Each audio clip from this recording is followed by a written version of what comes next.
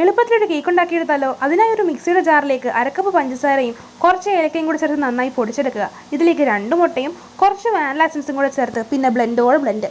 വേറൊരു പാത്രത്തിൽ 1 കപ്പ് ഗോതമ്പ് പൊടിയും 1 ടീസ്പൂൺ ബേക്കിംഗ് പൗഡറും 1/4 ടീസ്പൂൺ ബേക്കിംഗ് സോഡയും അല്പം ഉപ്പും കൂടെ ചേർത്ത് നന്നായി ഒന്ന് അരിച്ചെടുക്കുക. പിന്നെ നന്നായി ഒന്ന് മിക്സ് ചെയ്തെടുക്കുക. ഇത് നമ്മുടെ മിക്സിയുടെ ജാറിലേക്ക് ചേർത്ത് കൊടുക്കുക.